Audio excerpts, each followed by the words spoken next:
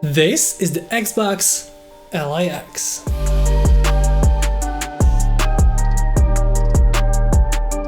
The Xbox LIX is a new handheld that, while the name suggests it's an Xbox, this is far from the truth. While this might seem similar to the Asus ROG Ally and the LIX, there are some key differences that make this the ultimate handheld PC in my opinion.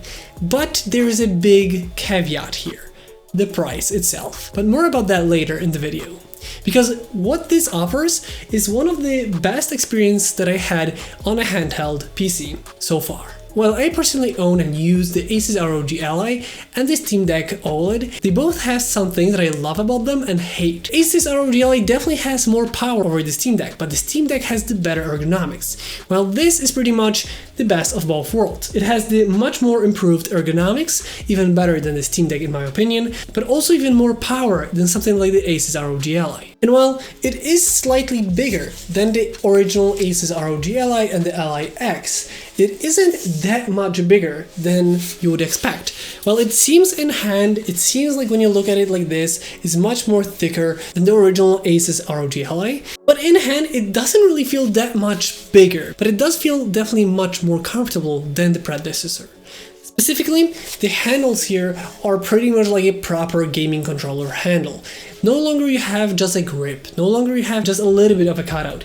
This is a proper handle, and because of that, it just feels the best out of all the handhelds out there on the market in my opinion. It just feels the most natural to hold it like this and use it, because now it's a proper grip, and now because of that, my fingers are actually able to use the analog sticks like they were made to be used. Essentially, when I tried to play the Call of Duty Warzone or any other shooter on the original Asus ROG Ally, it worked. Maybe not flawlessly, but it worked.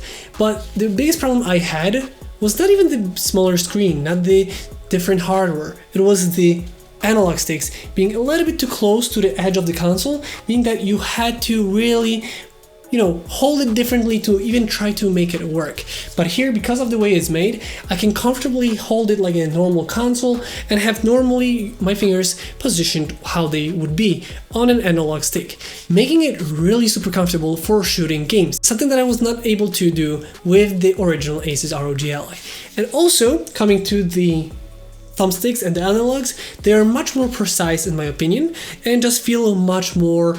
Not only the stick tension is better, there is much more precision to them, and overall they feel like they're in a really good spot. Much less of an upgrade if you're coming from something like the Asus ROG LIX, because some of the upgrades have been already there, making it something between this and the ROG Ally, the original white one. Because of that, it might be different depending on what you're upgrading from. Another thing I have to say is the screen. The screen is once again fantastic. I do know that people are gonna say it's not an OLED. I personally say that it is a really good looking LCD panel.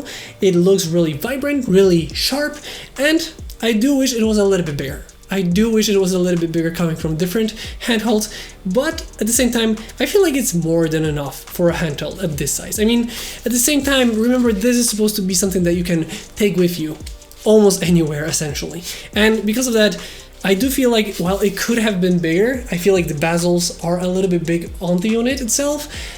I still feel like this screen is good enough, depending on the games you're gonna play, but it's not bad per se. And I feel like a nice high refresh rate and Full HD is what we needed on a handheld like this. This is for me perfect. I know an OLED display would be nice, but I'm guessing that would bring the cost even higher, meaning that the price of this would be even bigger, which would not be ideal. Another thing is the speakers on the front, which are incredible. In my opinion, these speakers are some of the best you can get on a handheld. Not only they're front facing, so they're front facing to you, they're not shouting in different directions, they're going straight at you. Not only that, they're much louder and there's much more clarity in them. Just overall, the sound coming from these speakers is incredible. I really love these speakers. It's one of the highlights for me of the console, but that has been the case also with the original Asus ROG Ally. I really like the speakers on that, and this just seems like an extra upgrade on top of that. So the speakers are great. Another addition is the D-pad is much nicer this time. It does feel a little bit better, and just overall how it works. Another thing is the back buttons. They are the version with the LIX, which was the smaller version. And while I did like the bigger ones, I feel like the smaller are better probably in the long term, because if you're not gonna use them, you're not really gonna, feel the difference, but they're not gonna be under your hand. But if you want to use them, you have the ability to use the two buttons on the back. But let's be honest, all of this can be nice and fancy and everything might be beautiful, but how does this actually work? What are the meaningful differences? Because the ergonomics themselves, while they are game-changing in my opinion, there's a lot to be said about the software, because it is said to be an Xbox console. But it's not really an Xbox console. The name is a little bit misleading in my opinion. This is still a Windows 11 based PC in the body of a console. But they did have a nice upgrade to the Armor Crate and the Xbox app, meaning that now this works much more like a Steam Deck or a Nintendo Switch. And that is a huge improvement in my opinion. Today I was actually going over the Asus ROG Ally, just coming back to it and seeing how things are different. And that has been a much different experience. When you open this up, when you turn it on, right away you get into the Xbox app. You see the games, you see the Game Pass, you see the library. Everything is more like a gaming console kind of a menu. And that is how you open it up. You pretty much get straight into it. And from here, you can get into the Windows 11 desktop, which is much more something like the Steam Deck with its Steam OS and going into the Linux desktop. This is much more like it, and I really love that they did something like this. And while it's still a Windows 11 with a nice coat on top of it, but this is definitely a big upgrade, which I really like the way it's made. I feel like for many, this is gonna be a much nicer experience. It just feels much more like a gaming console right out of the box than the original handheld PCs based on the Windows 11. While you still retain all the benefits of having the Windows 11 in the background pretty much. But it also means it is still Windows 11 heavy kind of a gaming console, meaning that it does take a little bit of that power from you.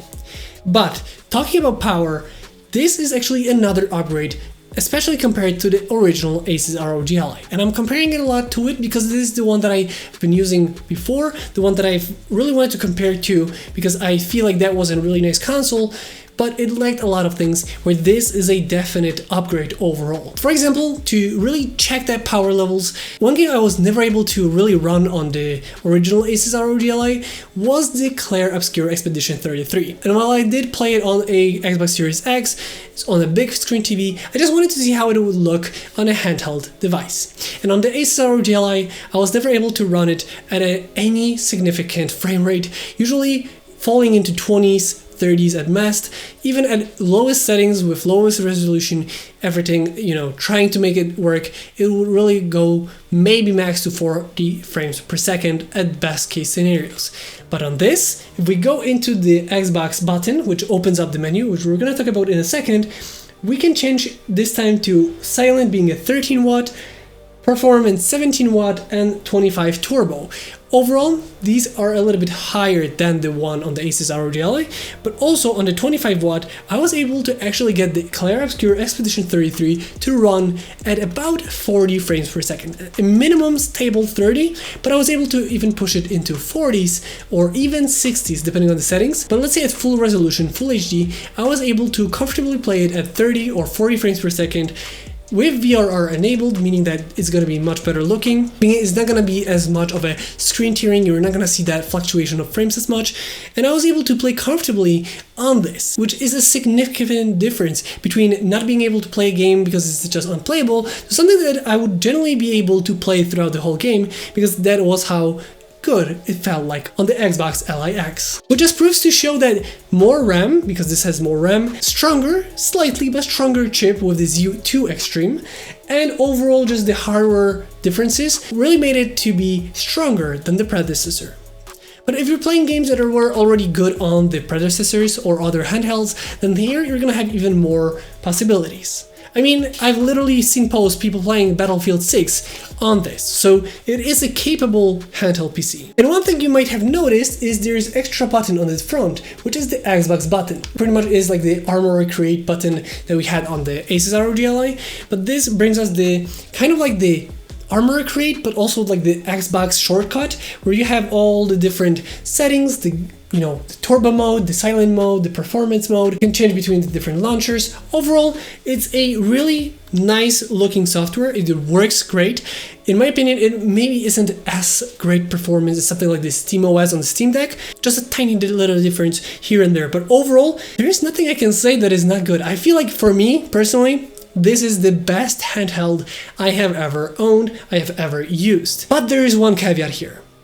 With this all comes the price. And here is the thing that really makes me unsure about this Xbox LIX. Well, I can live with it being an Xbox without really being an Xbox, being a Windows-based handheld device, and being able to play all the games that I have from all the launchers on this. I do feel like the price is one thing that is really significantly gonna affect the sales of this, because it is about $1,000 or so, depending on your country, which costs a lot. You can literally get a PS5, you can get a PS5 Pro, you can even get something like PS5 and a Steam Deck for the price of one of these. It's gonna be a hard sell in my opinion. And I know there are people that love the handheld experience and they're gonna be able to pay a little bit more, the premium, for something that works so nicely. And for those people, this is great. And that is maybe a niche product, but for those people, this is gonna be a perfect device. You can play everything on this, the games run great on it, look great, just overall is a great device. But at $1,000, it is a pricey tech. I mean, this costs a lot for something that, there's different alternatives to it. Because at the same time, you could get something a little bit cheaper, the Asus ROG Ally, which after some time, it now is much cheaper than it was originally. And also, the biggest caveat that I had for this was the battery. You can get something like this, the JSAX battery and thermal upgrade, and the combined price about this with the improved battery and the performance that the Asus ROG Ally still can output, because this is still a super capable handheld PC. You can pretty much save a lot of money and still have a great gaming experience at a fraction of the cost of this. So it's really hard for me to recommend, because on one hand, I'm seeing all the benefits of it. I see like just the straight tech of it being so impressive, being such a nice device to use, such a fun device to use, and being able to play games at better frame rates, better resolutions, everything just working so much more faster, and just the experience being much more console-like. But at the same time, the pricing of it is really bringing those second thoughts about the Xbox LIX. And talking about games and performance, if you're looking to add some games to your library, check out Instant Gaming, where you can find great deals on games for your PCs and handheld devices. I was able to find great deals like the Batman Arkham Trilogy for just a couple of dollars. Together with Instant Gaming, we're doing a giveaway, where one of you can win a game of your choice. If you're interested in this month's giveaway, check out the link down below. With that being said, it is a great device, and just from the tech perspective, I love what it offers. It is an incredible piece of technology.